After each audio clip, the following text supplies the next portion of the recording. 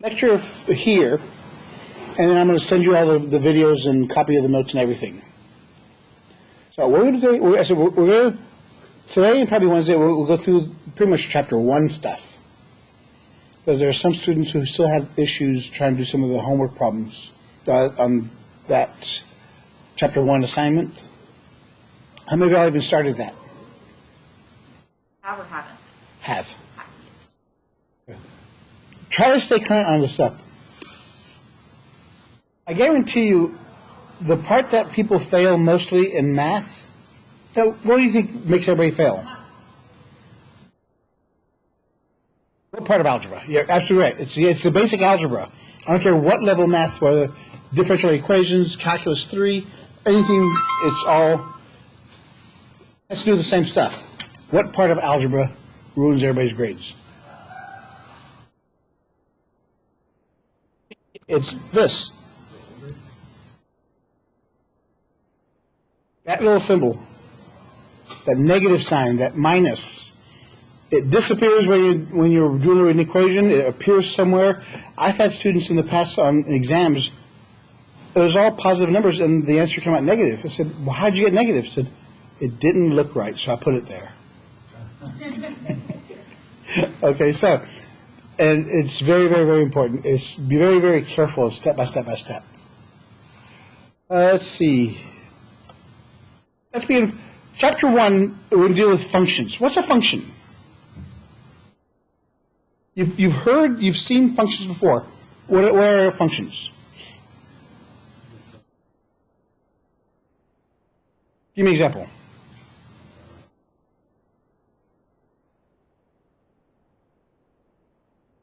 There's no function there. That's an equation. But we have 3 parts. We have an expression, we have an equation, and we have a function.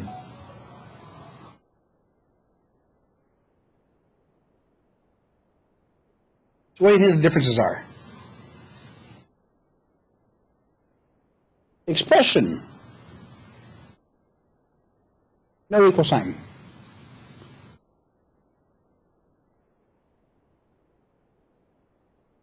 You simplify. For example,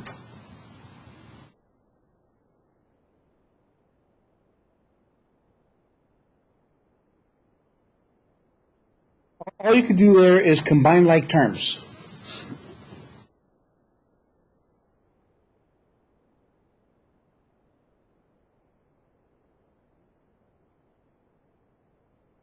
Those are expressions. We're going to see a lot of those as well. What do you think an equation is then? Has an equal sign? Yes, because equa has an equal sign. You know it's an equation because the statement's going to say solve, which means we're not done until a letter equals a number.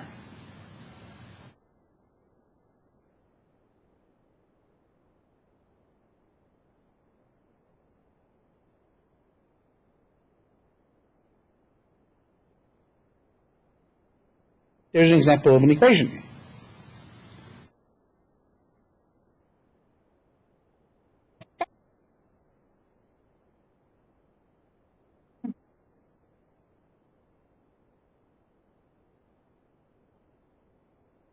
It's an equation that is defined over a specific domain.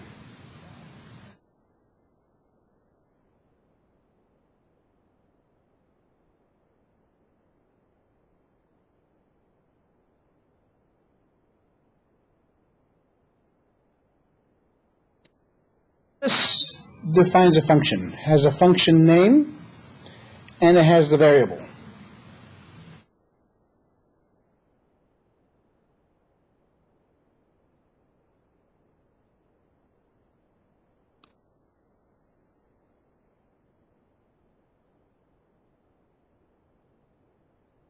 Then we have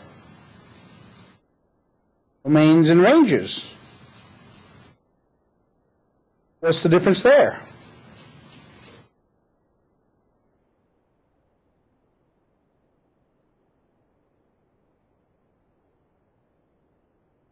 The range?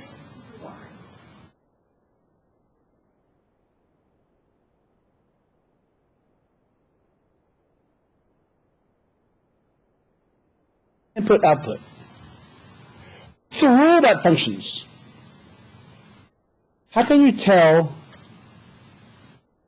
if something is an actual function?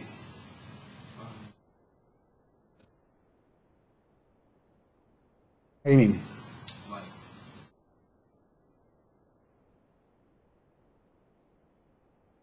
I think you're right. I was going to see if you put it.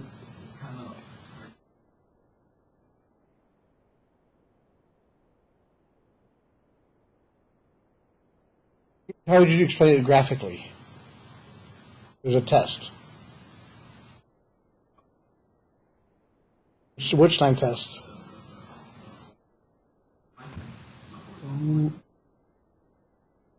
Yes, there is a line test. Which one tells us whether it's a function? You're right, it is a line test. Yes. Vertical line test.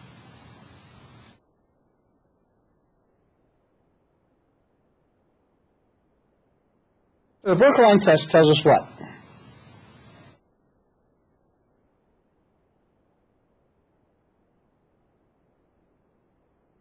If any x value has more than one y value,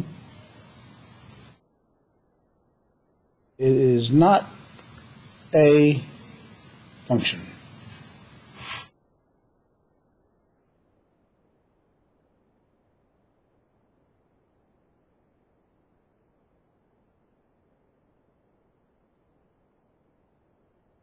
Is that a function?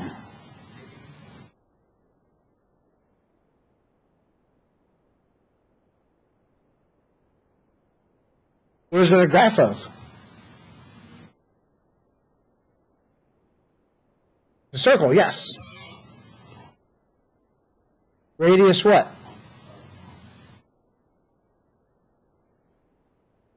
Radius 2. Center at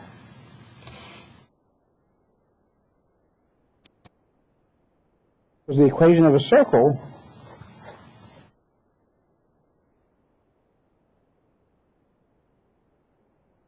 In this case, the center is at 0, 0. Radius 2. There's the graph. So, with what we just talked about, now, yes, is it a function? No, it fails the vertical line test.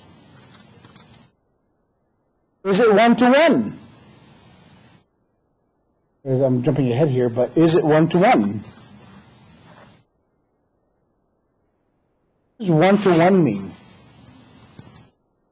We're going to use that concept a lot in this course. It deals with completeness. Is for every x value, there's a y value, at least one y value. That's defined by the horizontal line test.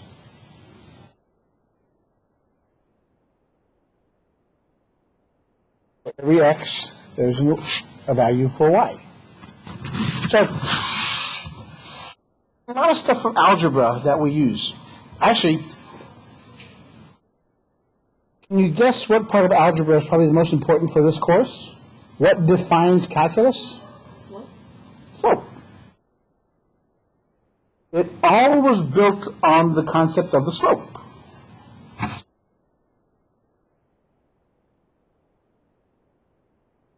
We'll get to that in a second.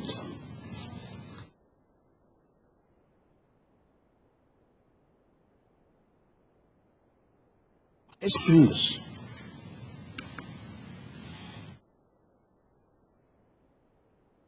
Which can you think of? How many do you think there are?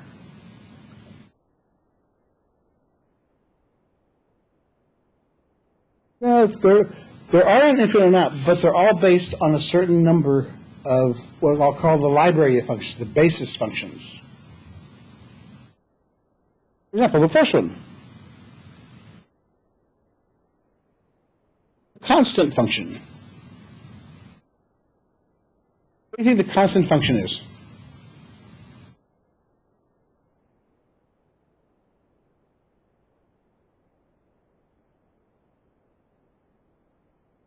It's got to be a function. It's got to be a constant, something like that. But not actually, because y equals, you got it. What does that graph look like? Yes, what kind of line? All lines are straight, horizontal or vertical? There you go, yes. It is a horizontal line. It's a horizontal line through the point 2. Why wouldn't, as you said, why wouldn't that be a function?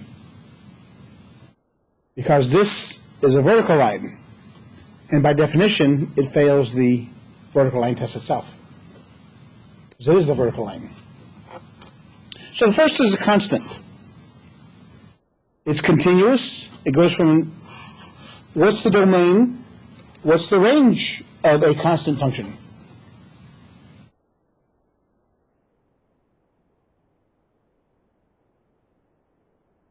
Negative infinity to positive infinity. What we would say there, it's all real numbers.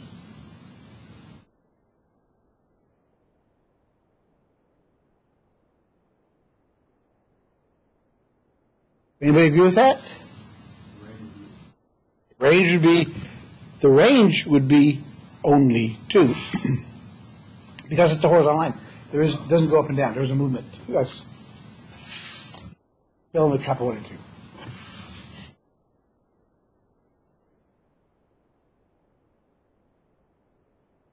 About a linear function.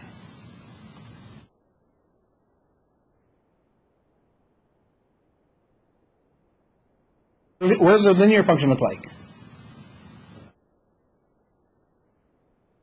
A diagonal line, it can be a horizontal line. It can have a positive or negative slope. But what's the basic structure of a linear equation? Very good.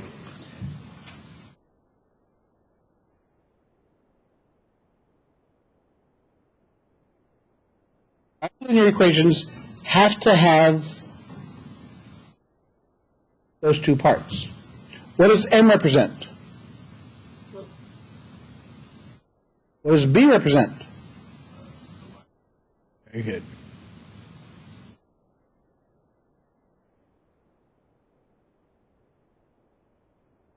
The y-intercept could be 0. It's going through the origin. So with this, what's the domain? What's the range?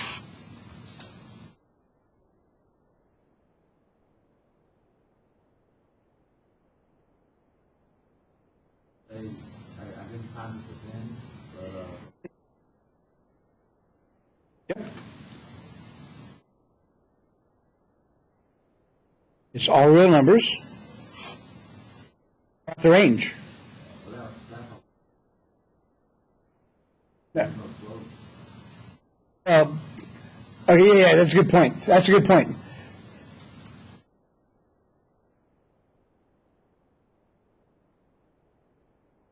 For the slope not equals 0, because the slope equals 0 in the constant function. Think of it. If the slope is 0, it disappears, and all we have is the y-intercept, which is what a horizontal line is. But now with linear functions, we now have a slope, which means it now goes through a intercept and it has a rate of change.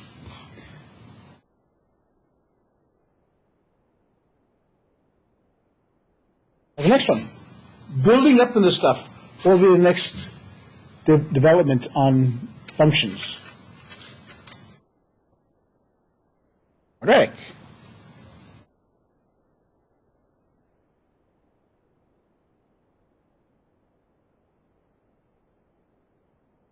What does a quadratic function look like? What's the function itself look like?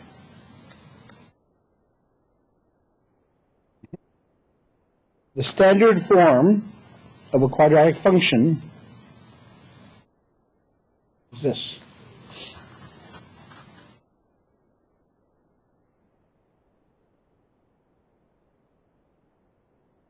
Within this week, hopefully today or Wednesday, we're going to discuss.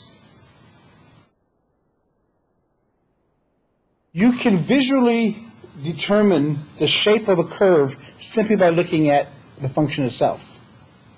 You can tell me what's the end behavior, which direction does it point. Do they point the same direction? Do they point opposite direction? Is it positive? Is it negative?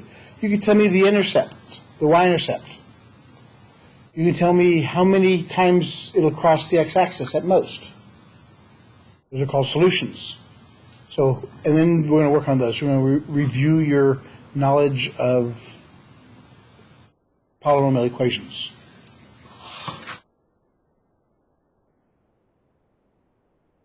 What does this graph look like when you graph it?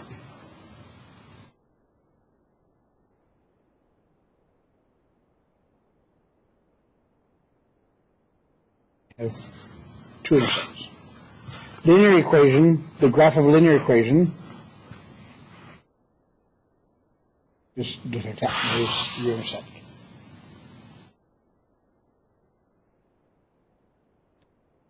The domain and the range. What's the domain of a quadratic equation? All real numbers? The range.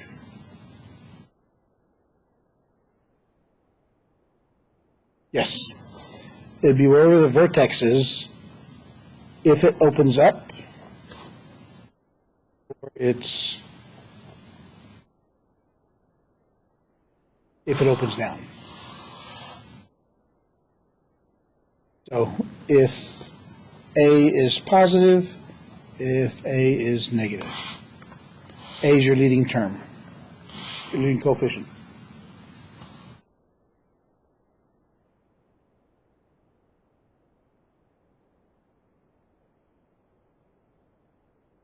Okay, next one. We're building up our functions.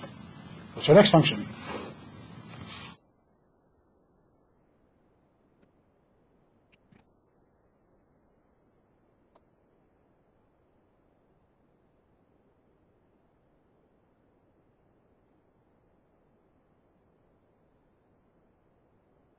Okay, we go cubic.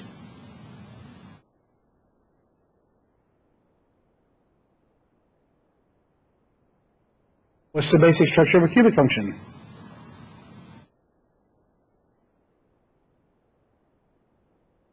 Very good.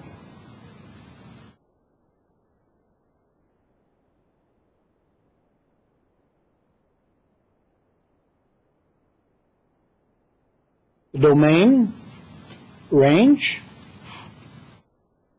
Oh, well, we can determine that. What does the graph look like of a cubic function?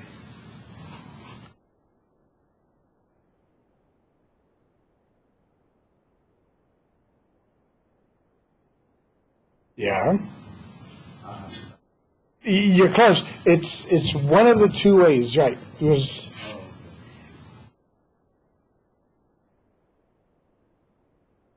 If A is positive, it looks like this.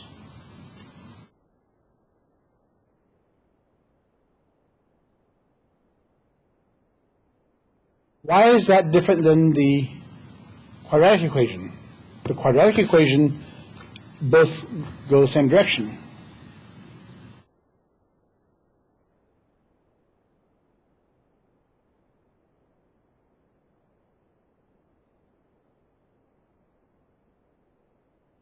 Yeah, because the domain is all real numbers.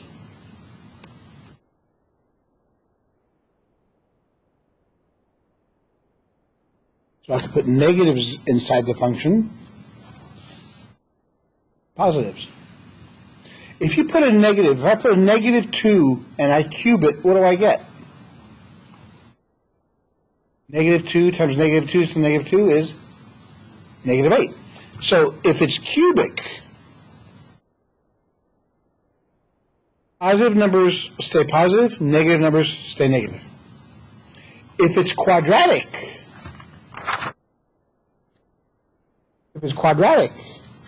negative numbers become positive, positive numbers stay positive. So it's always the same direction, which is what defines now odd and even functions. What's the range of a cubic function? Very good.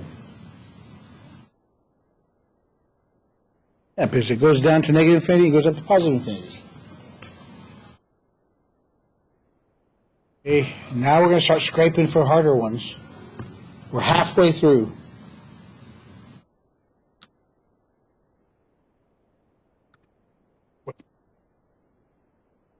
Okay.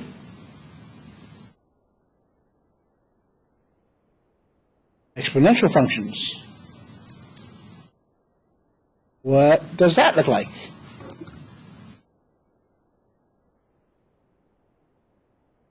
What does an exponential function look like?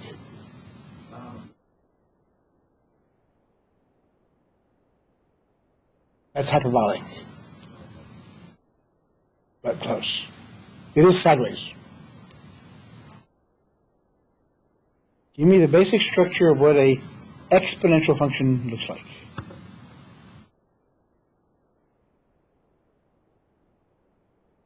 Very good.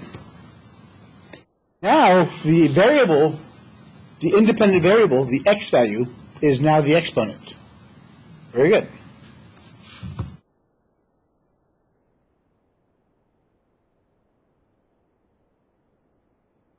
If a is bigger than 1, or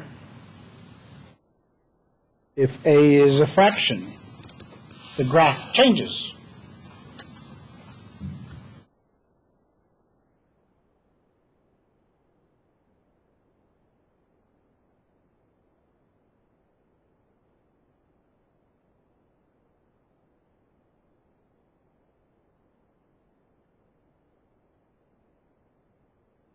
So,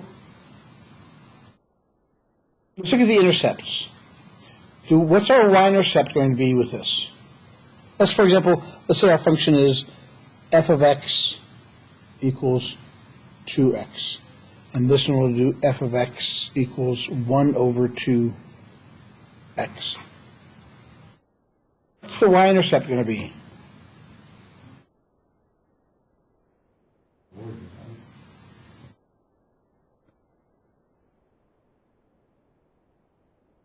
One comma 0 is 0 comma 1.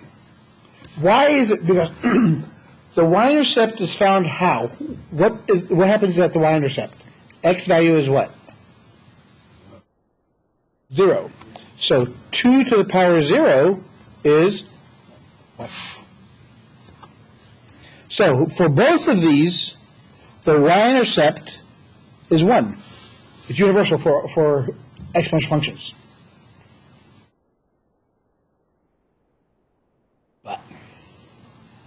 Is there an x-intercept with this basic function? No, because this number can never equal 0. So it doesn't have an x-intercept. So the question is, what does it look like? Like a L.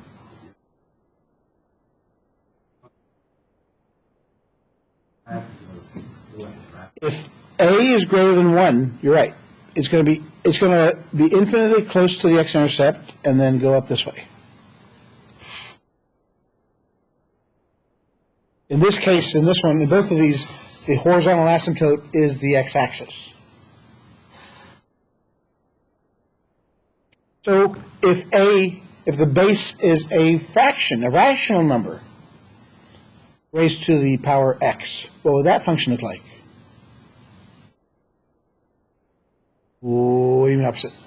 Yes, it is opposite. It'll hover on this side. Is it an increasing or decreasing function? Function here, if a is greater than 1, it's an increasing function. As x gets bigger, y gets bigger. It's increasing. This one, if a is irrational between 0 and 1, it's a decreasing function.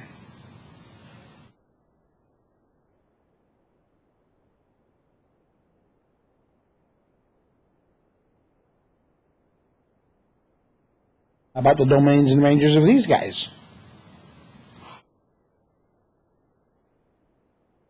Let Sophia answer those. She's the one who picked this function.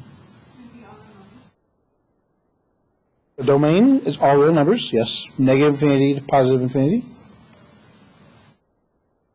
About the range?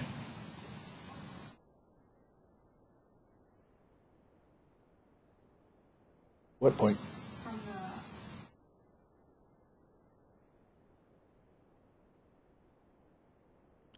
The range, since it never crosses the x-axis, it starts at 0, but it does not include 0.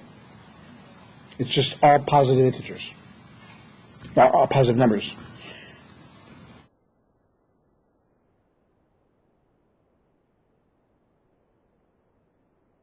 Same on the decreasing aspect of it.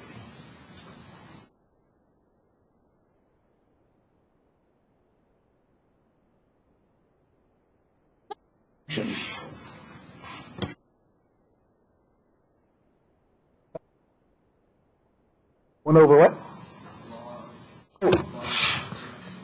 The logarithmic.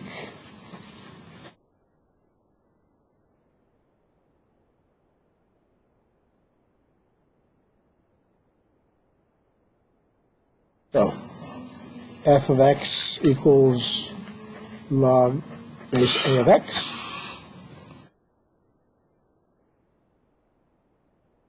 Look like. We also have if a is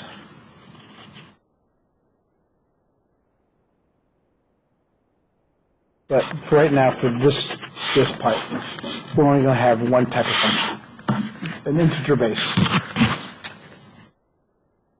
What's the graph going to look like?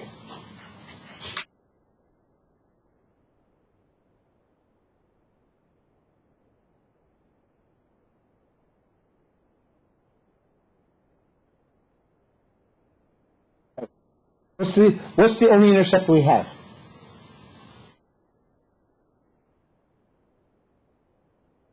What's the x-intercept? Yes, so we have an x-intercept. What is it? At what point? Very good. And it's an increasing function.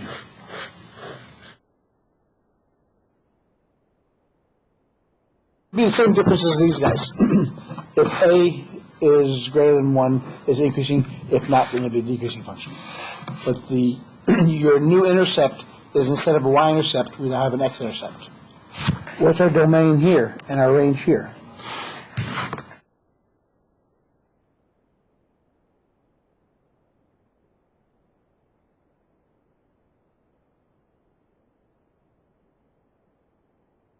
Very good. And the range?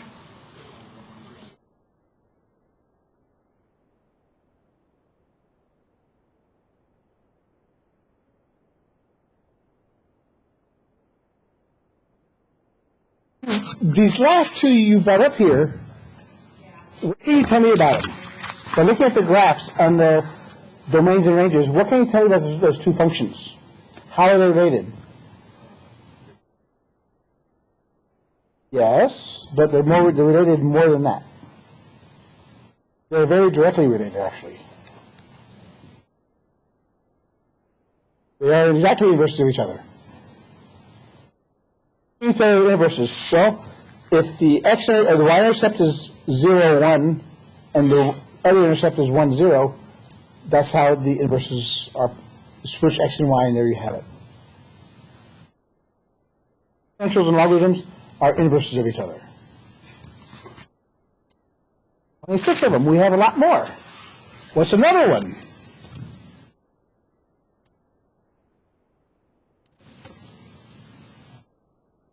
Yes.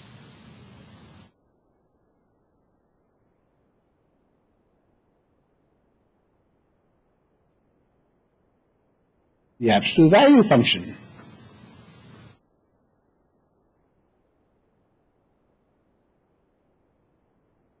What does that function look like? V, centered at the origin. Right, very good.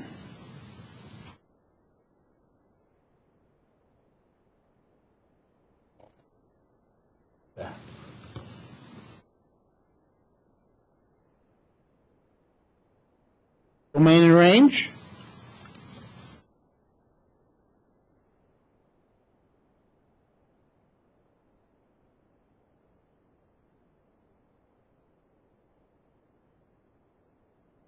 The domain is pretty straightforward.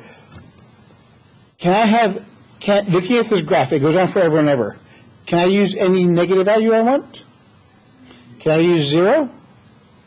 Can I use any positive value? It's all real numbers. About the range. What's the lowest it can go? 0. So, and it's increasing its positive function, so it goes up.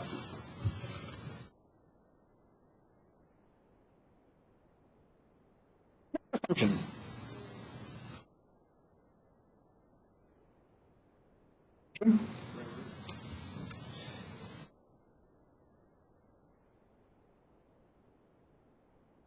Radical function.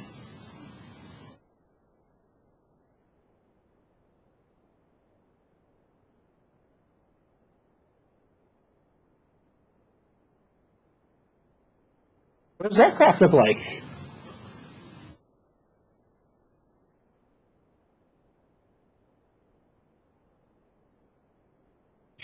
Do it again, do it again. Yes. Snap. Starting from where? The origin, very good. If x is 0, square root of 0 is 0. When x is 1, y is 1. Square root of 4 is 2. Square root of 9 is 3, so it goes like this.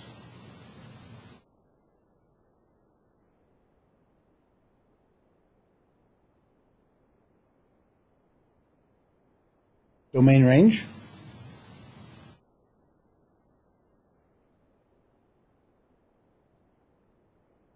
Yep. It can include 0 to infinity. Very good.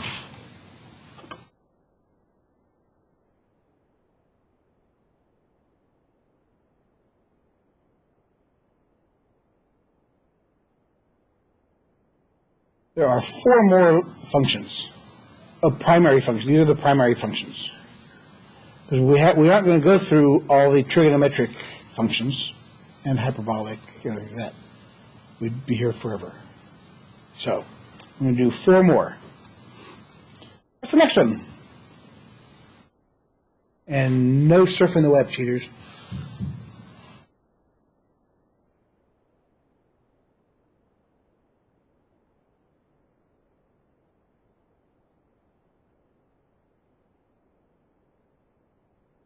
Yep.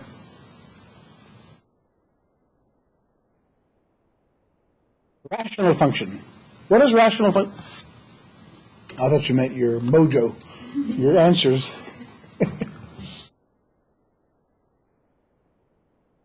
What does rational mean? Radical represents the square root symbol. Rational represents what?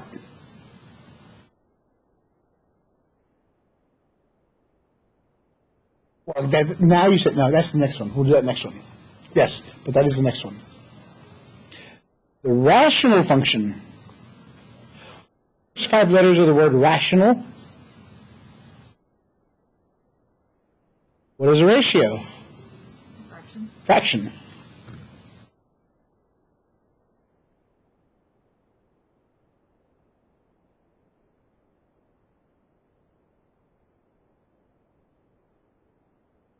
Now we have our x value on the bottom. What rules do we know from algebra that we have to abide by with denominators? can never be on the bottom. 0. It can be negative. 1 over negative 2 is 1 over negative 2. It just cannot be 0. Because, for example, 0 divided by 2. How many times does 2 go into 0? It can't. Nothing. No times. But, how many times can nothing go into 2?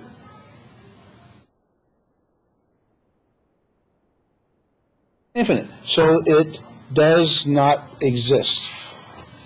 It's infinity. That's why, if 0 is on the bottom, it's undefined. Because you can't define infinity. And now, since x is on the bottom, x cannot equal 0. Which means we have what is called a what?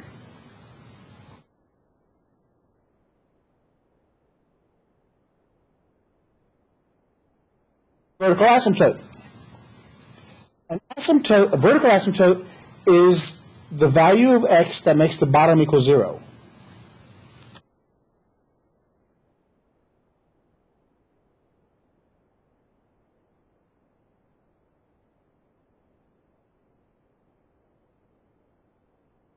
X value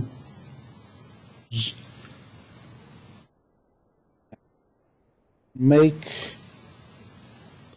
the denominator equal 0.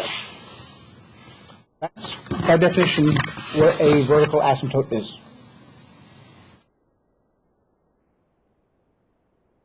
So what does a graph look like? It can't cross this. Is there an x-intercept? And this function have an x-intercept?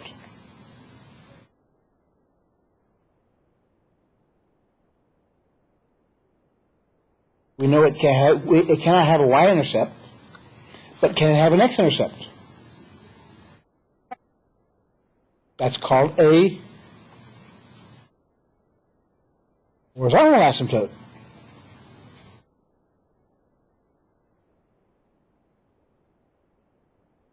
A horizontal line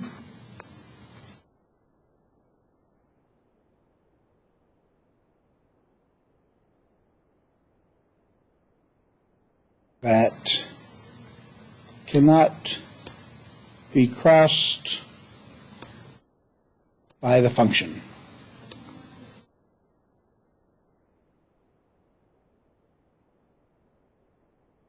And we'll look at those rules in a little bit. What does a rational function look like? Yes.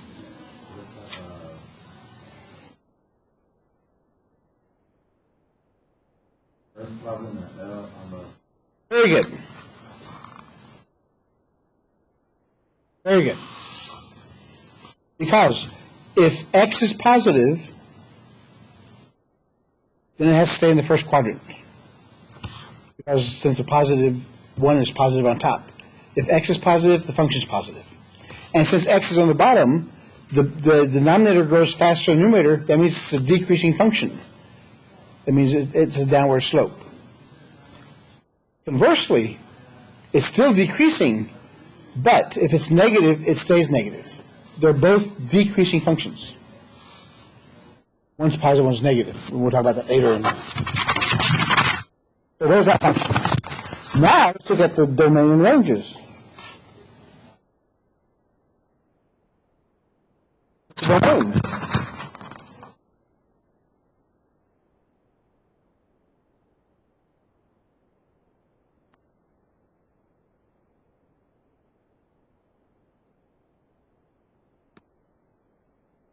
Negative infinity to 0.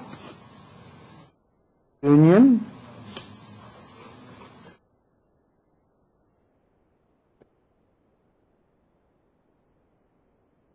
Is there another way you could have written that?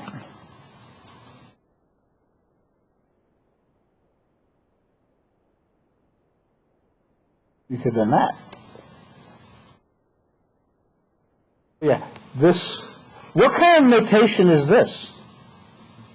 Interval notation, very good. There are two types of, besides graphing, there are two types of intervals. Interval notation and what other interval, or other notation?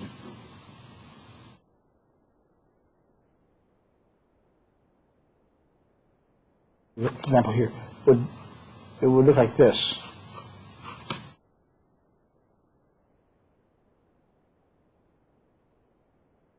Like this. This is called set notation. Set notation defines specific values of x or y, doesn't matter which one.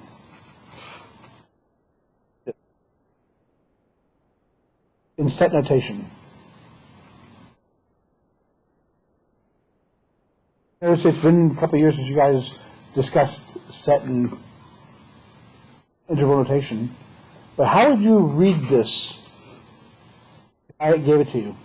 This is where you're going to see a lot of your theorems and postulates and things. This is red. The set of x. This squiggly line represents a set. That's why it's called set notation. The set of x, this one here,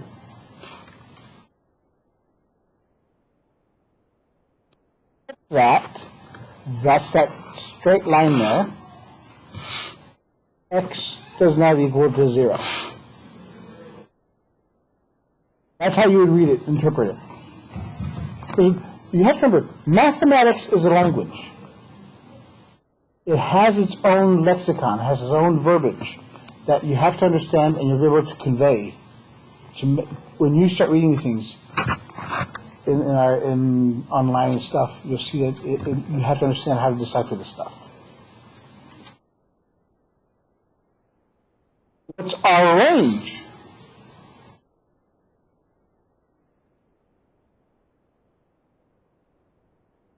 Except, it's negative infinity to 0. Right. Same thing.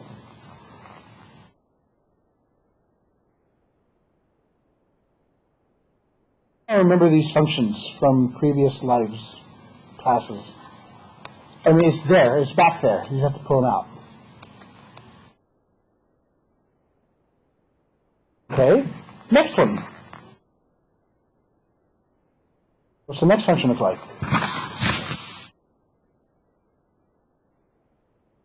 Number 10.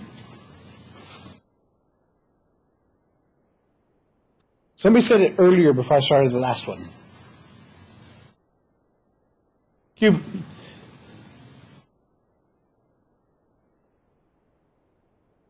Cube root.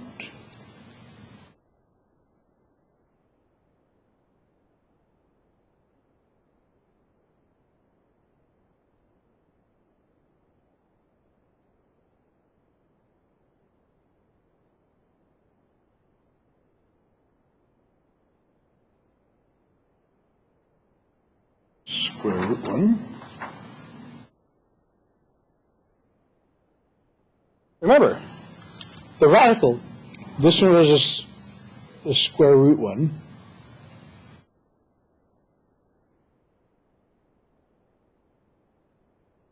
The graph look like this. Why does the graph look like this? Why does the function start at 0, 0 of a square root function?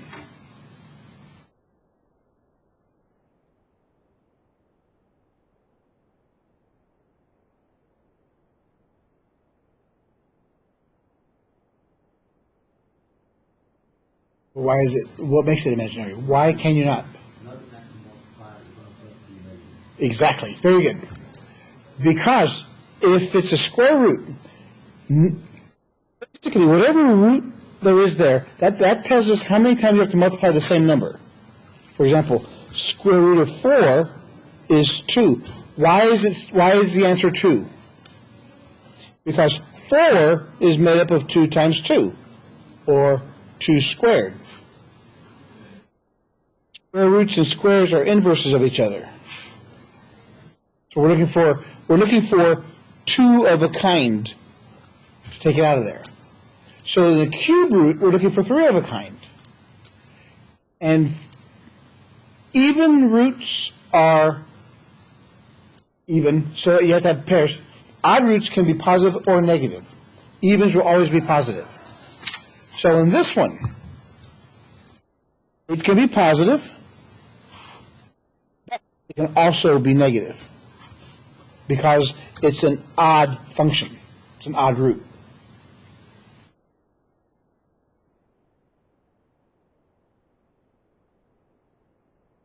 Very good. So the domain and the range.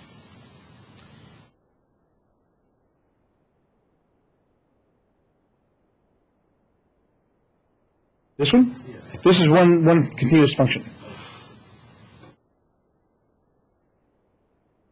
We know it's an odd function because it positive the x and y values both change to get from one to the other. So it's symmetrical at the origin. Domain, range? All real numbers? Yep.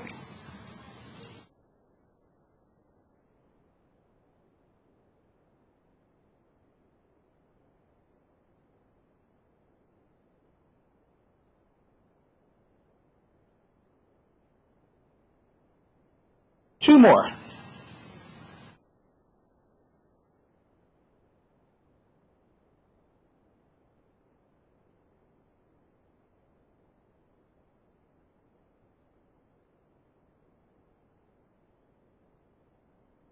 Rational square function.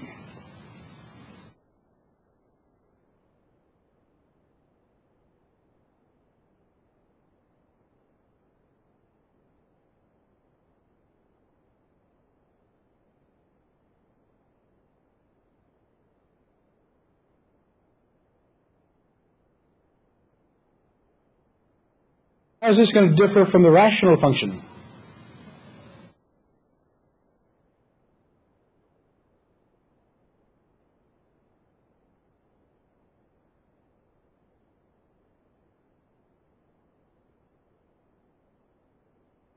What do we know about this function? What do we know about the answers that come out? What can they never be? It can't be zero because the top can't be zero. In a fraction, the only way it can be zero is the top. So it's not going to have an x-intercept. Is it going to have a y-intercept? Where do you find the y-intercept? Can x be zero if it's on the bottom? No. So it has a vertical and a horizontal asymptote, so no x-intercepts, no y-intercepts. But since x is always squared, what can the answer never be? Think about it. If I put 2 inside there, is the answer going to be positive or negative? If I put 2, if x is 2. Positive? Positive. If I put negative 2 in there, the answer will be positive or negative? It'll be positive. Because it's an even function, it can never be negative. So this graph will be, it's the Atari symbol. If you look at the old Atari symbol for the video games, that's how I learned it many years ago. It can never be negative. It can never have any x and y intercepts. It has two asymptotes.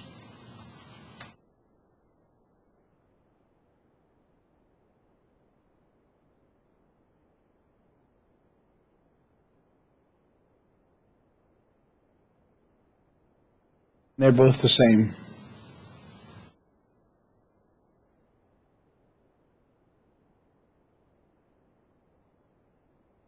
Listen, it's domain.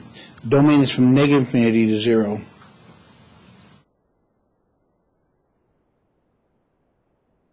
Range is only above the x-axis.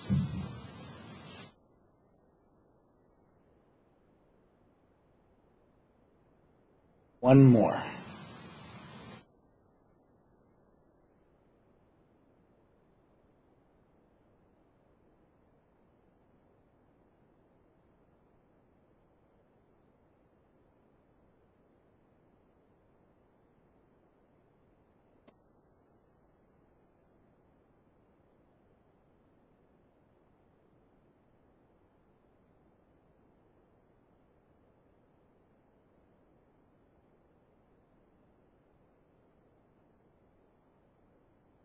the greatest integer function. It's like a circus. Of x equals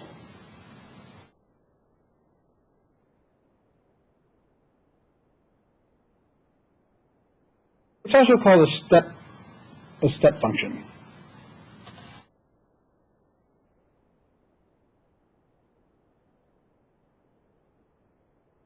Because what this thing looks like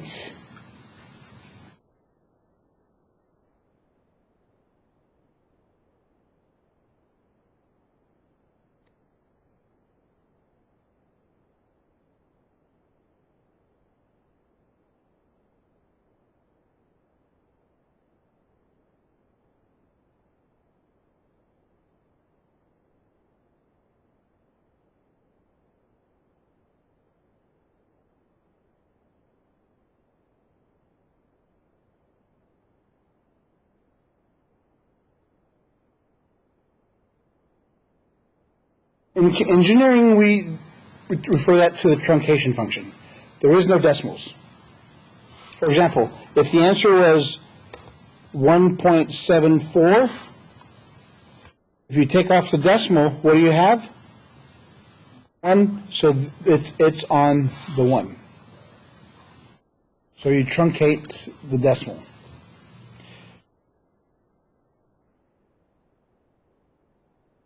What's interesting about this function,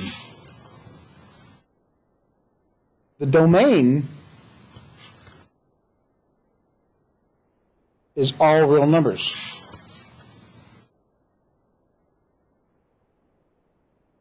Would you ever guess that the domain's all real numbers by looking at this graph with all the holes and Swiss cheese everywhere?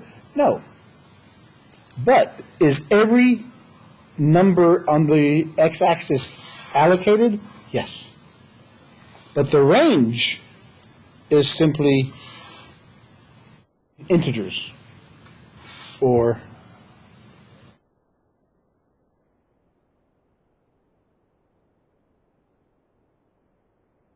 x is a member of the set of integers. That's how you write it.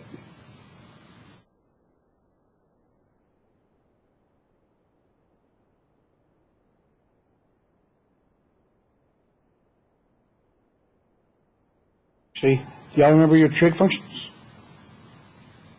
The graphs are your trig functions? No, nice. Okay, we won't go through those. Because how many trig functions are there with the reciprocals and everything? We have 6 of those. We have sine, cosine, tangent, secant, cosecant, cotangent. But those, we will get to those later on in the textbook on those.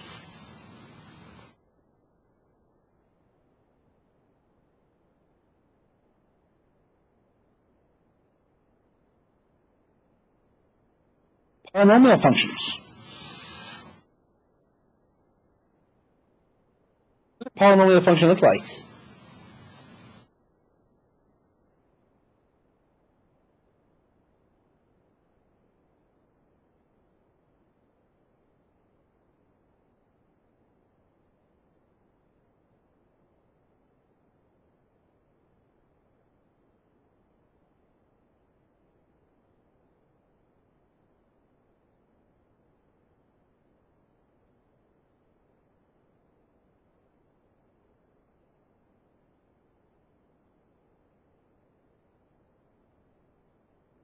It's a polynomial function. You've seen those, actually. We've listed those. The quadratic function, the cubic function. We didn't do cubic function. You guys didn't do cubic function. Yes, we did. Yeah, we did. And we did cubic.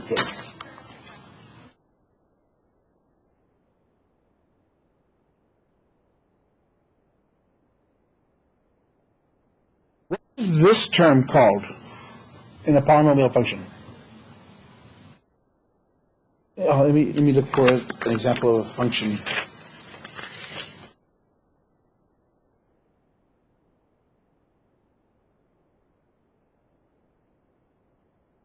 for example.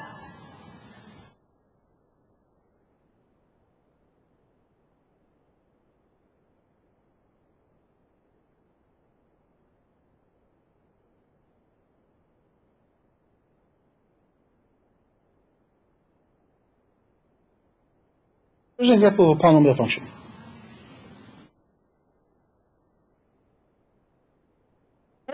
Parts of a function you should really worry about is the first and the last terms. Why?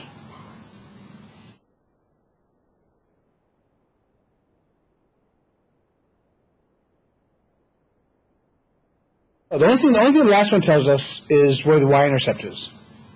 That's the y-intercept. But yeah, this first term is called the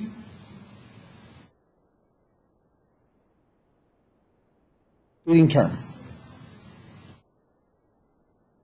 Leading term is composed of three parts.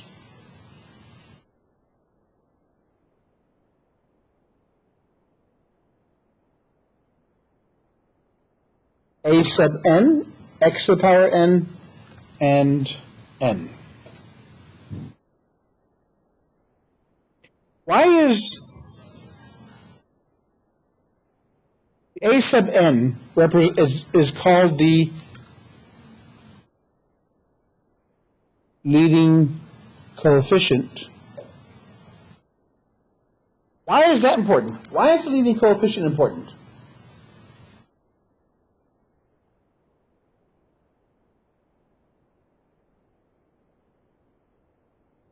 That's the n, that's the degree, the power.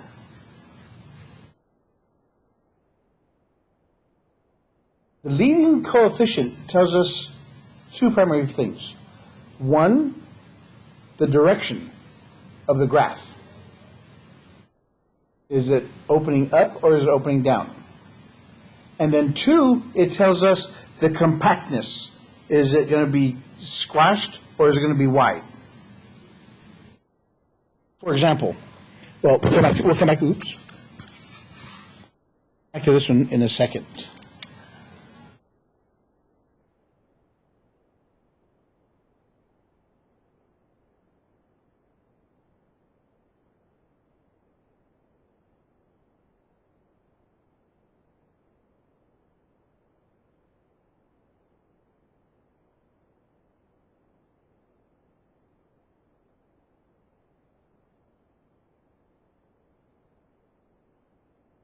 Four examples of quadratic equations.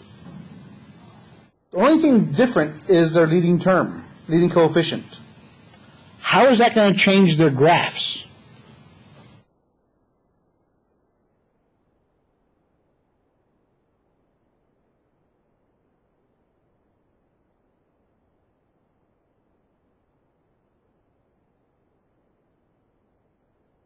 Dogmatic parabolas. Right. That's the only thing it tells us. So if it's 2 versus a 7, what's the difference between those two?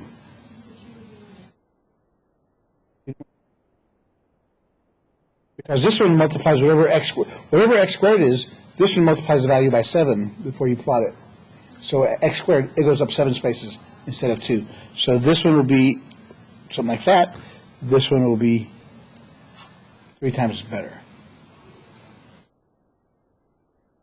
And same with the fractions. The smaller the denominator, the bigger the number. So this one would be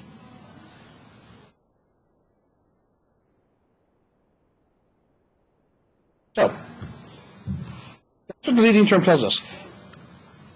X to the n. What does it tell us?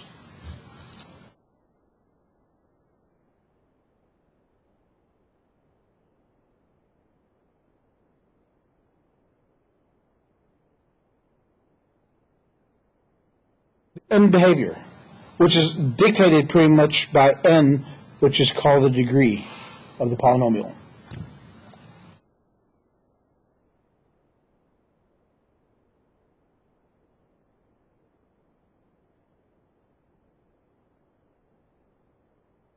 I do apologize, everybody. I know we haven't jumped straight into the course yet, But we have to get all this terminology and what they look like, because we're going to be addressing each one of these type of functions and then some throughout this course. So I don't want to just throw in new functions at you. So here we're going to go through all this stuff, and now we're going to put the rules to them all. So the end behavior. If the degree is even versus odd, what's going to happen to the function?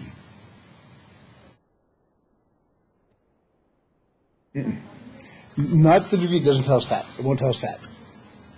But what it does tell us, if the exponent is even, that means they're either both going to be pointing up or both down. If it's an even degree, then the ends point the same direction. This one, if A is positive, if A is negative. A is the leading coefficient. If it's odd,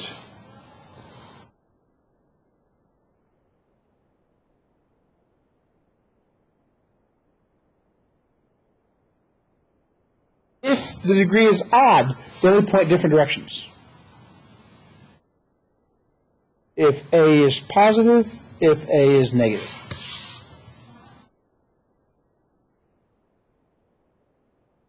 So far, so good? So, with that, remember the polynomial I had up here earlier?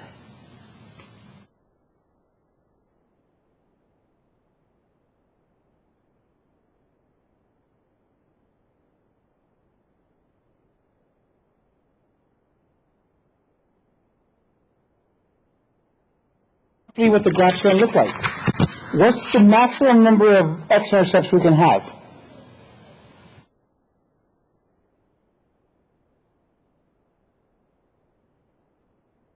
Maximum number.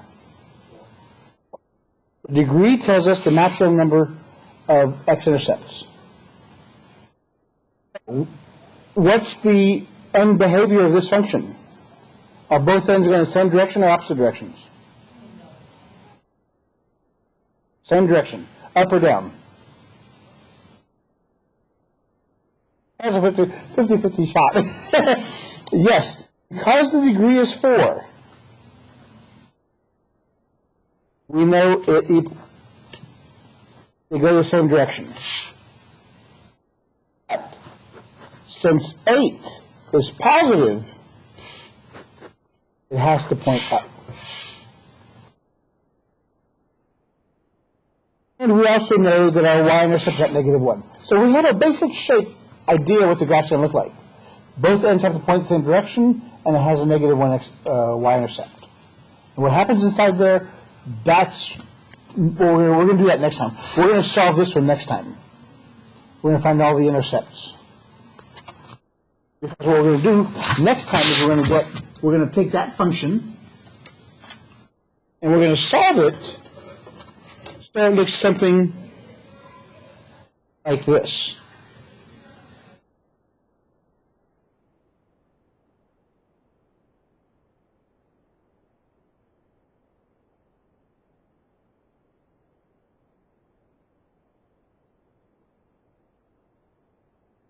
This is a polynomial in factored form. Now, what does this tell us?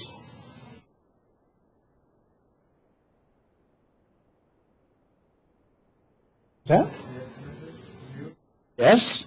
So we know the x-intercepts. Where are they? Okay, so let's plot those. -1, 1, and 2. Know that. What else does this tell us if it's in this format? What happens? What's the end behavior? From the last intercepts, what's the graph going to happen? Are they going to go same direction, up, down, or opposite directions? How do we know that? How do we know it's even?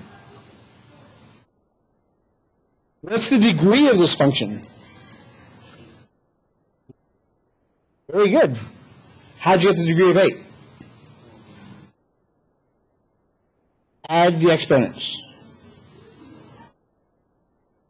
These are called multiplicities. If we add them, we get 8. So the degree of this polynomial is 8. Since the degree is 8, we know it has to be the same direction. And since none of these coefficients are negative, that means it's going to be pointing up.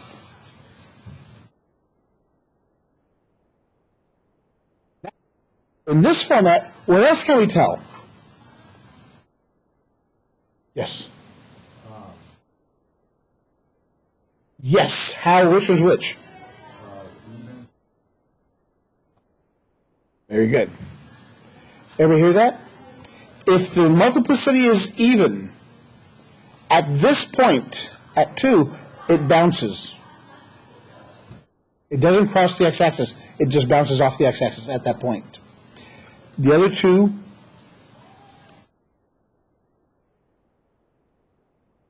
so we know the graph looks something like this.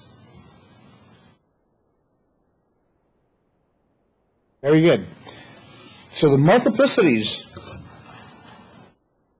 if multiplicity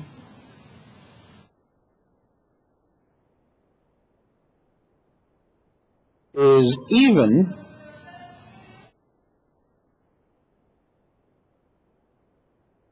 the graph bounces off the x-axis. If it's odd, the graph crosses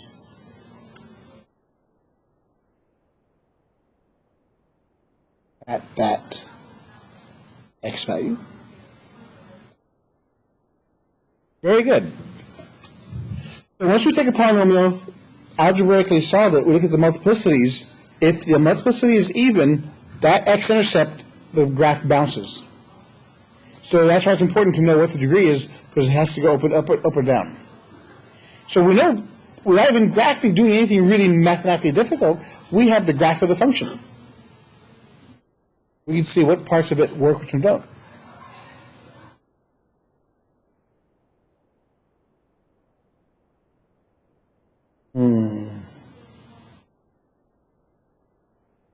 But we have a whole bunch more terminologies. Increasing functions, decreasing functions. What defines those? 0 points.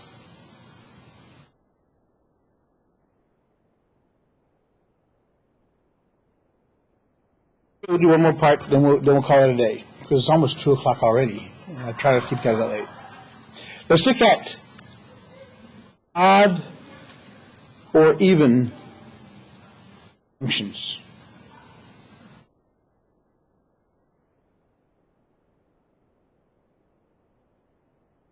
Because odd even functions tell us also whether it's symmetric about the y-axis, the x-axis, or the origin. Y or the origin, not the x-axis. So, how is an odd function odd?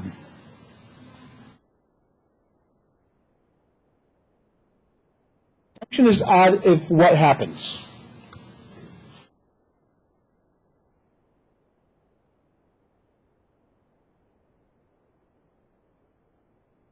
Given any function, f of x, if I put a negative value of x inside there, then it makes the entire function negative.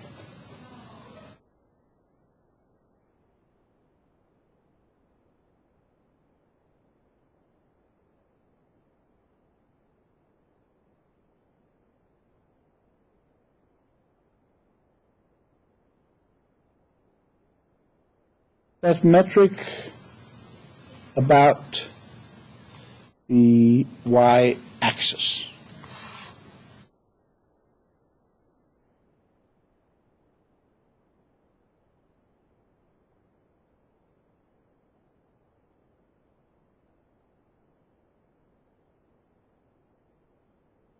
Now, I'm not sure even.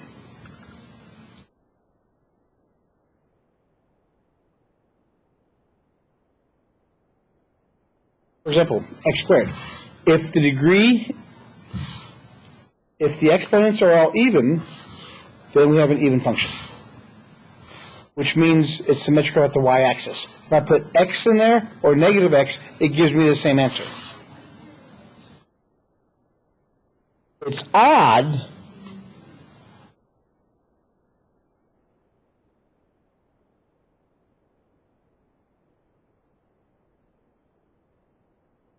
this part is true.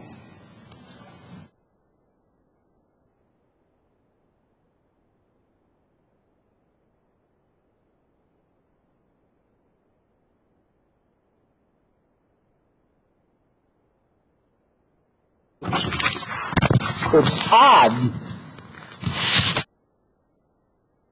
if I put a negative x value inside the function and it turns the whole function negative. So it takes it from the first quadrant and puts it in the third quadrant.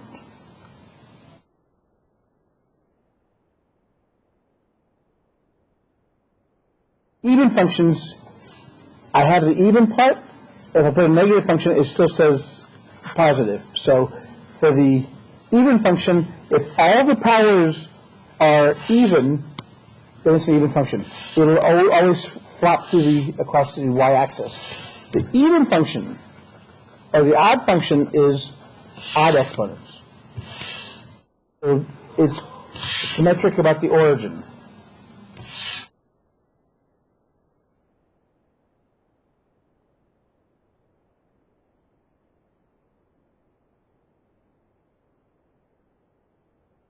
It's symmetric about the origin. So if all the exponents in an equation are even, then it's an even function. If all the exponents are odd, it's an odd function. But what about a constant term?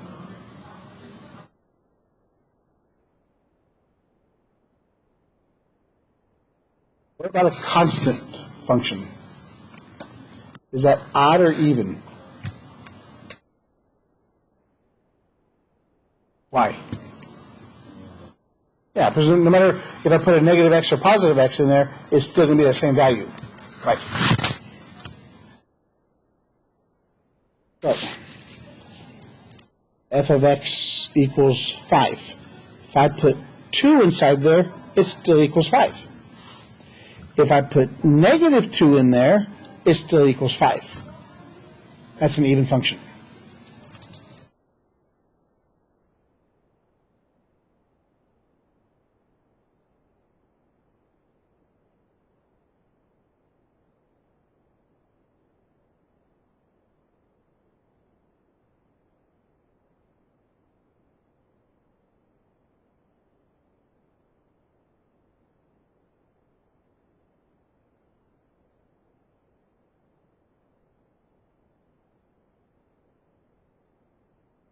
I have some examples.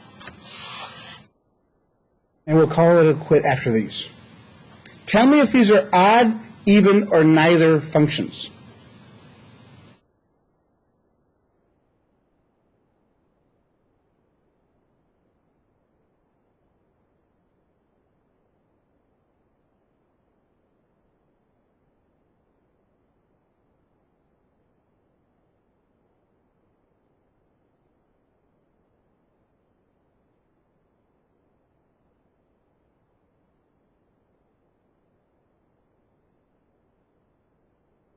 Anybody agree with that? Remember, if it's odd, are all the exponents odd?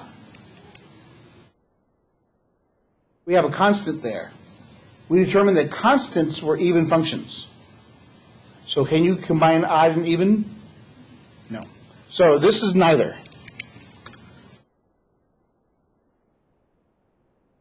A constant cannot be combined with odd exponents.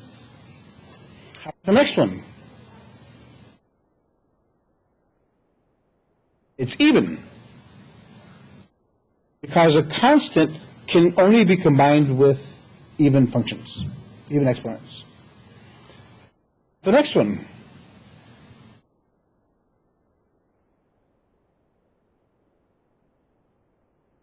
Why?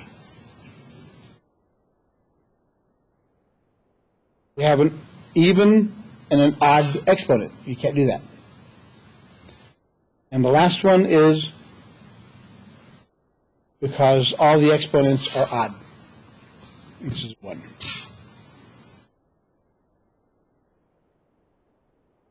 Now, what's the importance of determining whether a function is odd or even or neither? Symmetry. If a function is even, we know it's symmetric about the y-axis. It flips across the y-axis. If it's odd, it's symmetric about the origin. Which means it doesn't matter what we do with the values, we'll still get a value, an answer.